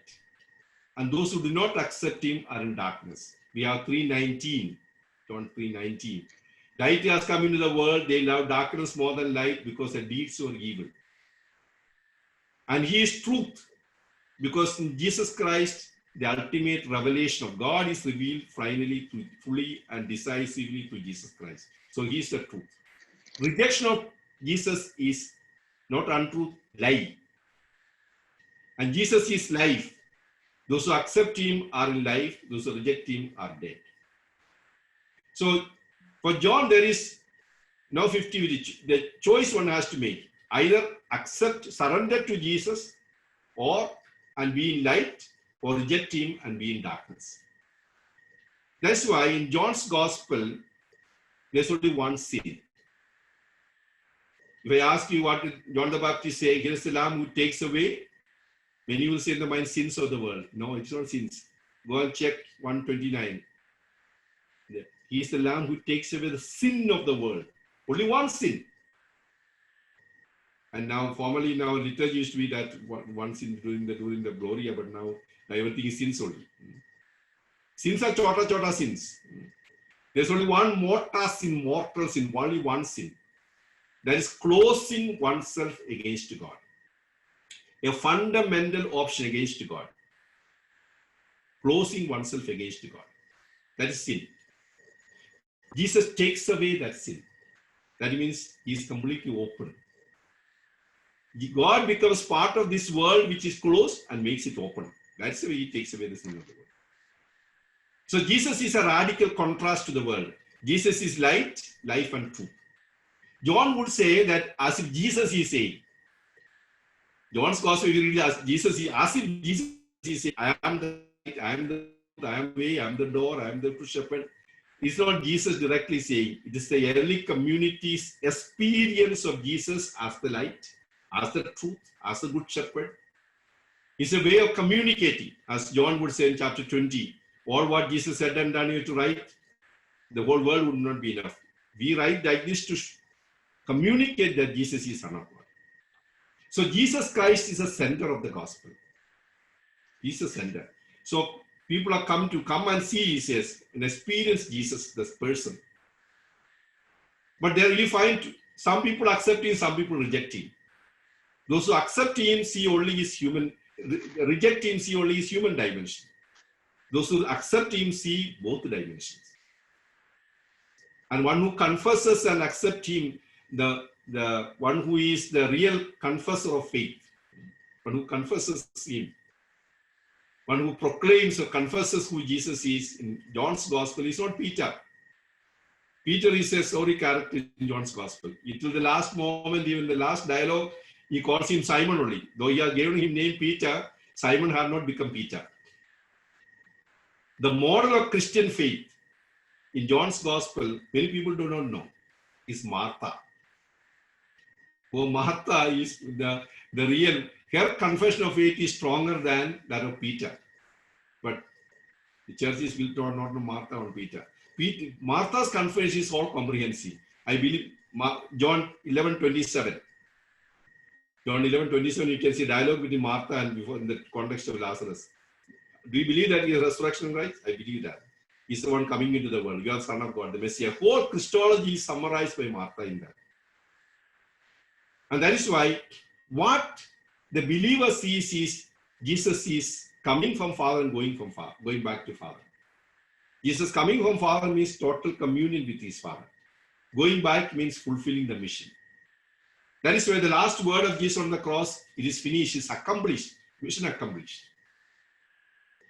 And that is why for John, only Jesus is called the Son. John's Gospel, the Son, huios, the Son, is used only for Jesus.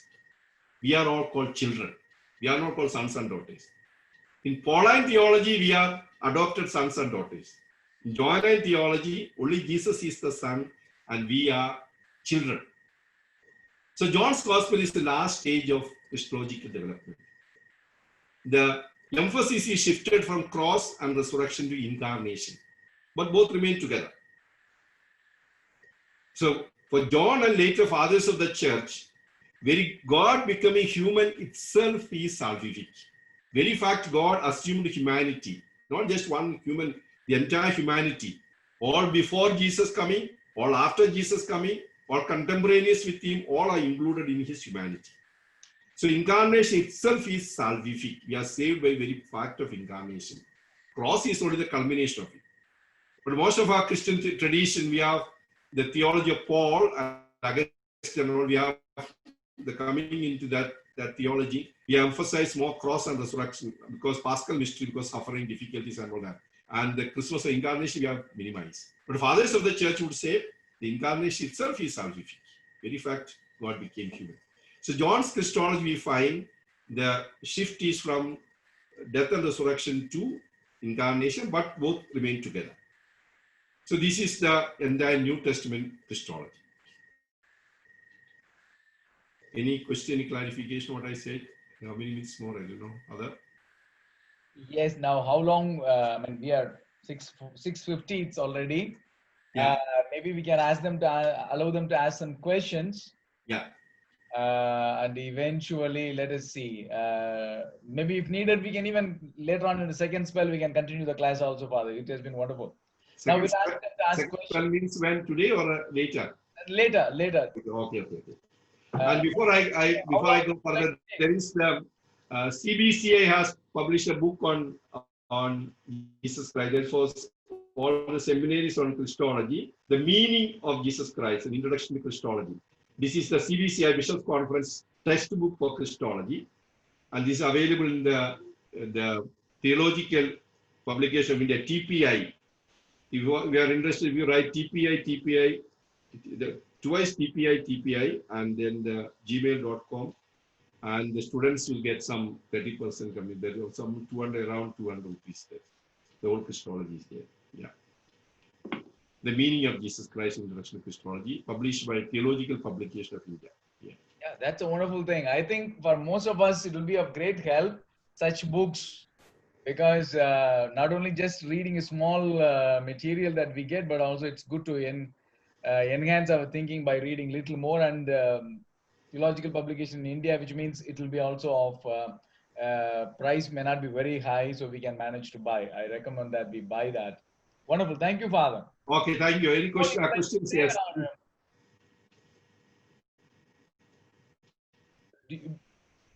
Can we go on?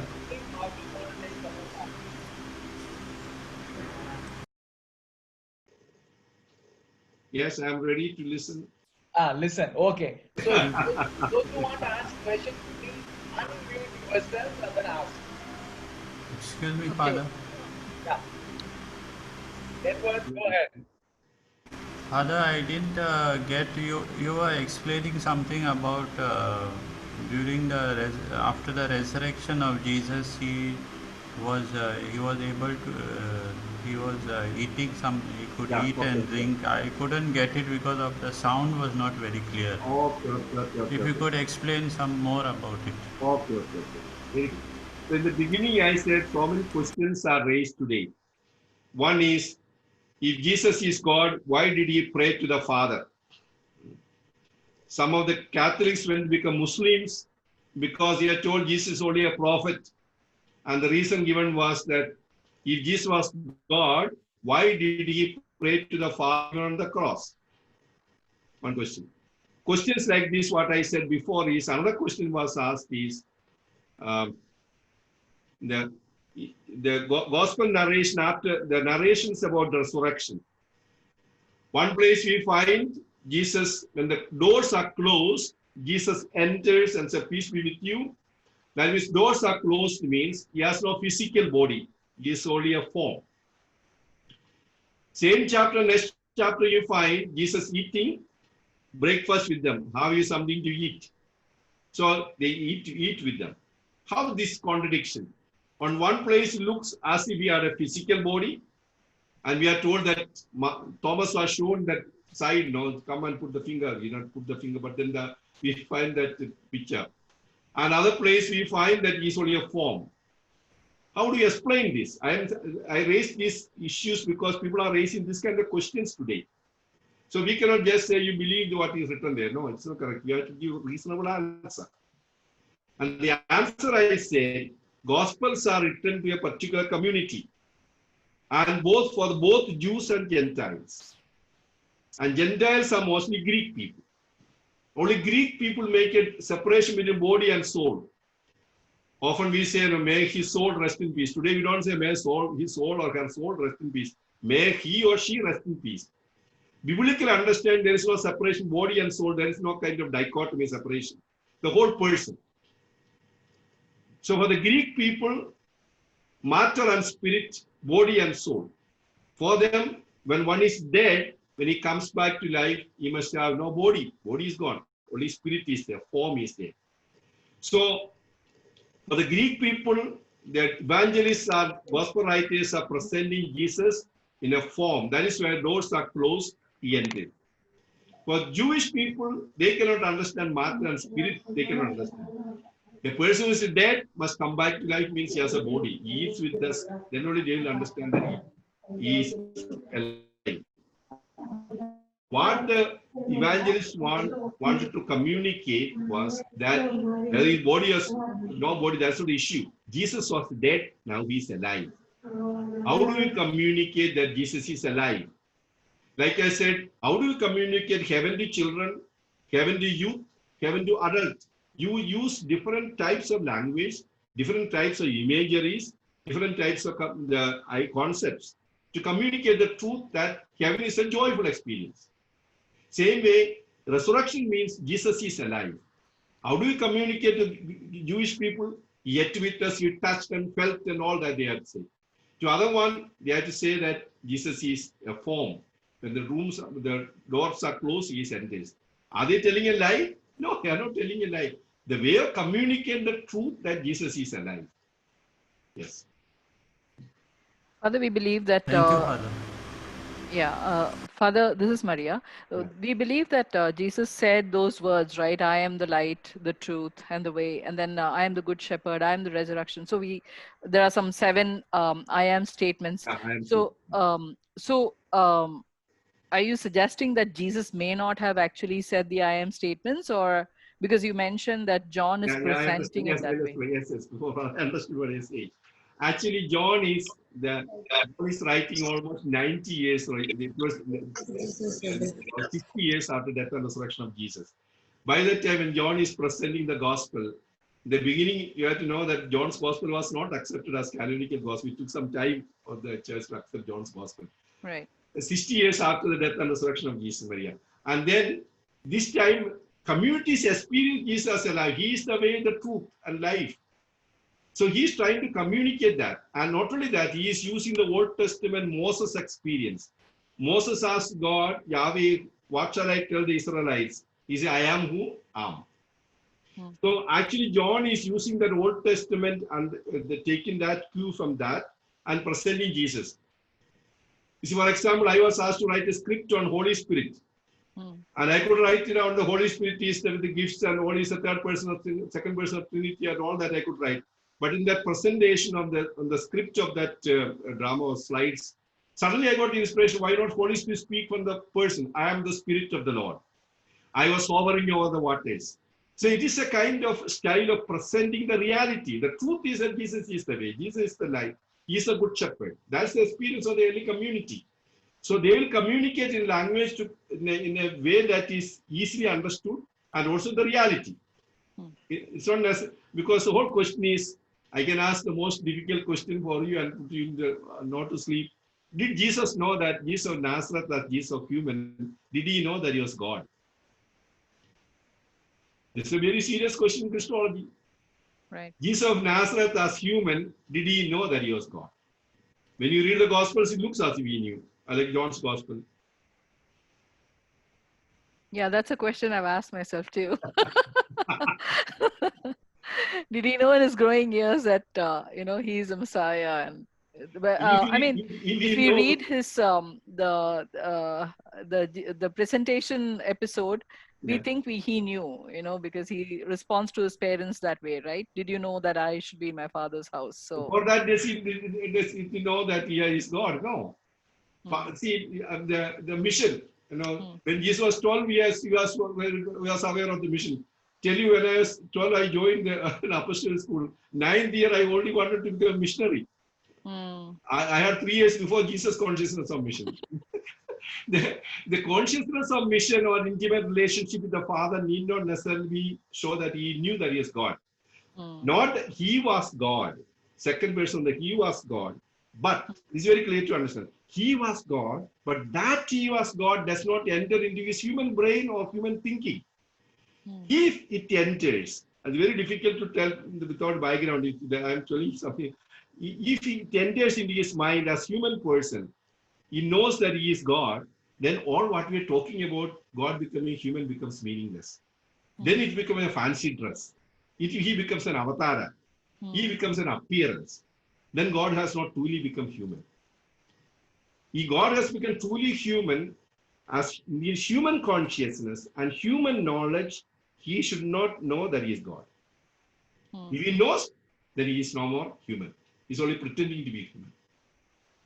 But when you read the gospel, it looks why the synoptic gospel sometimes present such a way to like Tabor experience or this experience or that experience, show that even when he was on earth, he was God himself, second person of the Trinity. That is the faith. He was God himself.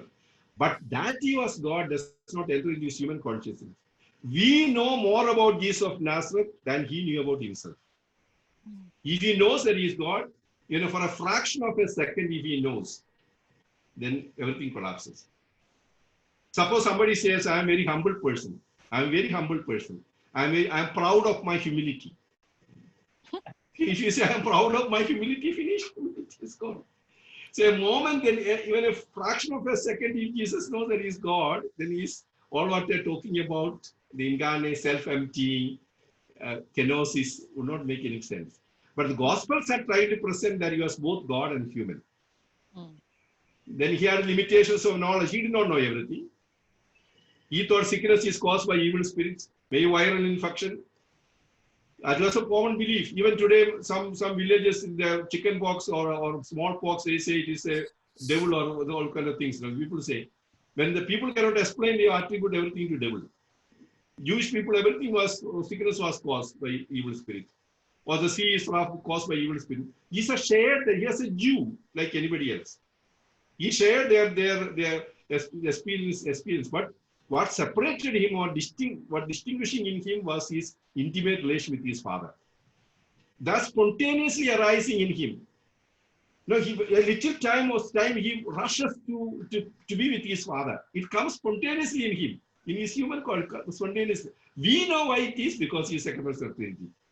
But for him, it was a kind of spontaneous experience, instinctive experience, I can say. Like a calf is born of a cow. As soon as it delivered, it gets up and goes to the udder of the mother. It doesn't need to show. It is spontaneous. So it arises in him this exclusive, intimate, unique relation with the Father. So he called God Abba Father. So for that, we don't have to attribute to him any external. It comes spontaneously in him. So the whole question is, if Jesus, there cannot be any objective knowledge that he is God, because no Jewish people from outside can tell. Because for them, Yahweh alone is God. Suppose you have to be born in India, no problem. Everybody God's here. There are plenty of gods. The Jewish understand only Yahweh is God. And nobody could have told from outside. But he had a subjective inner awareness that he is intimately, personally, uniquely related to God, that he called God Abba. And he knew that he forgives sins, he casts all in the name of in relation to his Father. He never does anything by himself. So this intimate relationship, later after the resurrection, these disciples understood that he is Lord and God. So they are trying to combine, integrate both in the Gospels, especially John's Gospel. John's Gospel, beginning till the end, you find the divine dimension. That's why in John's Gospel you don't find a Tabor experience. The first chapter itself, he says, we have beheld his glory which was in the bosom of the Father. The first chapter itself. So throughout the Gospel, we find that a glorious divine Christ, not much of human Christ. Thank you, Father. Father, 1 second. Hello. Yes. Father? Yes. Just little clarity about a Son of God and Son of Man, please. Hello. Yeah. Son of God and Son of Man, these are titles. Like we Sir or Lord, or we say Didi or Amma, or these kind of titles. In the Old Testament, Son of God, Israel is called, the whole nation is called sons of God, or Son of God. That's when in Exodus chapter 4, there's let my son go, not my people go, let my son. So the son has a special connotation there. The first time God is experienced as Father. Sometimes kings are called son. We have Psalm 2. You are my son, today I have begotten thee. So sometimes king's enthronement psalm, the king is also called son. Sometimes prophets are called son. But in the New Testament, and also in case of Jesus, when he is called the Son of God and when he is called the Son of Man. So through the title Son of God, Mark wants to communicate his relation with God. He's Abba. That means Mark wants to say Son of God means his very being. The reality, Jesus is the second, later we can say second person of the Trinity. He doesn't say explicitly. The very being, Jesus is Son. That is the experience of the early community after resurrection. See, till this time, they were experienced only God as Abba, of God Yahweh. At resurrection, they experienced Jesus as Lord and God. At Pentecost, they experienced the Holy Spirit. So they are saying not three gods, separate gods. This one God or oneness of God, a communion of Father, Son, and the Holy Spirit. And the Paul's letters would say Father, Son, and the Holy Spirit. So this faith is already expressed in the beginning of Mark's Gospel. The heavens opened, a voice heard from heaven. These are all taken from Isaiah 42. This is my beloved servant. Mark takes that and places it here to show the relation between the Father and the Son. So Son of God title is a title, tries to communicate the relation between Father and the Son, not more than that. Not that when we say Son of God, is not understood as we say Father, Son, and the Holy Spirit, not in that sense. It's more as a title with the explain the relationship. Son of Man is, as even today, exegetes are not found what is where Barnash, where this term come from. But for Jesus, the Son of Man is to show his vulnerability, his humanness, that he is not a superhuman reality. He is human like anybody else.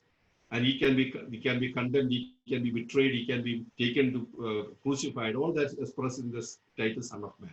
So these are titles containing this deeper meaning. That's all. Yeah. Thank you, Father. Thank you. Thank you. Excuse me, Father. Father, Yes, I'm listening. can you hear me, Father? Yes. Father, we talk about Christology, and then what will be the antithesis of this Christology? Antithesis is not accepting Jesus, Lord and God.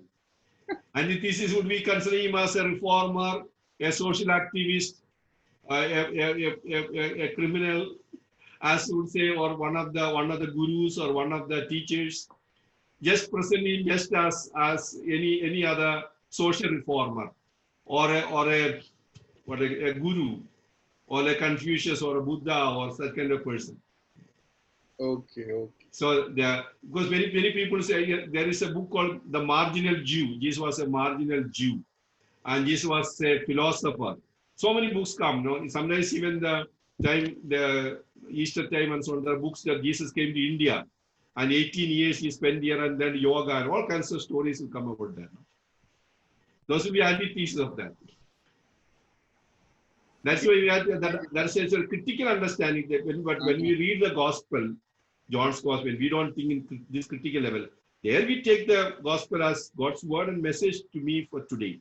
Matthew or Mark, there I don't go in critical way, as I explained. But this critical understanding is necessary to answer the questions people are asking. You have heard of Annie Besant. Annie Besant was one of the founders of Congress Party. She left Christianity because she found there various narrations about resurrection. Resurrection is the most important event in Christian life. As Paul says, if Jesus has not resurrected, our faith is basically people most to be pitied. Annie Besant read the narration of the resurrection in various gospels and found there are differences. And nobody was there to explain to her. She said, then this cannot be accepted. See, that's why critical understanding of the scripture is important. When a question comes, you will be able to answer. That is possible when we understand the religious language, I said. Religious language is evocative, descriptive, symbolic, metaphorical, and mythical. Approximate expression of truth. So when we understand that, we can understand the expression of these things. Yes, Paul? Yes. May I say something? Yeah, sure. Yes, go ahead. Hello? Yes. Yes, go ahead. Father, Sylvia is saying something? yeah. Father, you said that, Jesus perhaps was not aware that he was fully divine. But when we contemplate on the Gospel of John, don't we get the feeling Yeah, no, may not be. Jesus. Don't we get the feeling that, he must, since he had a very intimate relation with his father, the father-son relationship was so very intimate. Very good. In his prayer and all, definitely he must have been grown in that awareness, Father. Could it be because finally that was a charge that was brought against him by the Jerusalem priesthood, that he claimed equality with God? Yes, Sylvia, one thing as I said, Jesus, I absolutely agree with you, an intimate relationship with the Father. That does not make him aware that in humanness, and he is human and divine.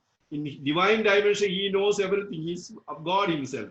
And to the human dimension, if he knows that he is God, second person of the Trinity, then God has not become truly human. It goes against Christian faith. True, but he tapped into that power of his father when he performed all. He tapped into the power of his father when he performed all. That one agreed. That intimate relationship he has related to the father, all that fully agreed, 100% agreed. No problem. Only that awareness that is God. Because but John's Gospel, if you read, you will see, as I said again and again, I say, if you read John's Gospel alone, you will think that he knew from the very beginning. And when you are reading for meditation and prayer, we don't think in this critical way. I said, please don't exclude that, what I said. When you are reading the John's Gospel, used for meditation, prayer, spirituality, and take what he said before. He had an intimate relation with his father. That intimacy is not bringing a new information to him that he is God. So you think that he's, if he just keep the other option, if he knows that he is God, then all what you are talking about is temptation, his struggle, his ignorance of things. He was not all-knowing as human. He had ignorance. He was surprised at the faith of centurion. Surprise was there. He did not know who touched him. There are certain limitations of, that's part of being real human. If you accept even a fraction of a second, suppose in a drama, it happens so in a place there was a way of the cross was going on. And there was a tomb kept and Jesus enters there. In the middle of the football ground, thousands of people watching. And inside the Coca-Cola was kept there. And as Jesus entered into the Coca-Cola and drinking, suddenly the tomb was blown off by a wind. And all crowd sitting watching Jesus drinking Coca-Cola there. The whole drama collapsed. So it is like that, even a fraction of a second, as Jesus the human knows that he is God, then all what they are talking about God becoming human is collapsed. It's collapsed. Got it, Father. Thank you so much, Father. Yeah. Thank you. I think that was a wonderful session. It was really awesome one, Father. The knowledge, depth, and fluency of this, your knowledge was wonderful. I think also many, all of them appreciate the classes. Thank you. Raj, your mic is not clear. We can't hear you. Mother Raj, I can't hear you. Should I close the... I was just thank you. Yeah. Father, it was a wonderful session. Your depth, knowledge, and fluency on this was amazing. Thank you so much. Thank you for Rajkumar for inviting me. Thank you for inviting me and trusting that. Thank you. Thank you, Thank you. Father. Now, And thank you all the students. Thank you for your questions. We have short time.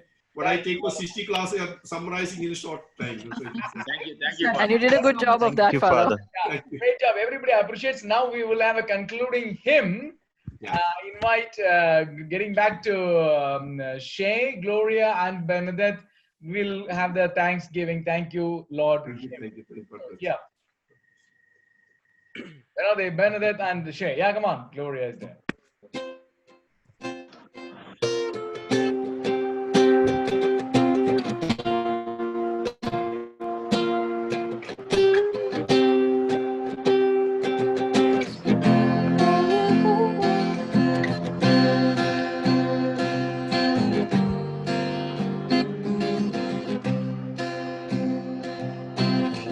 I've come before you today, and there's just one thing that I want to say. Thank you, Lord. Thank you, Lord, for all you've given to me, for all the blessings that I cannot sing. Thank you, Lord. Thank you, Lord. With a grateful heart, with a song of praise, with an outstretched arm, I'll bless your name.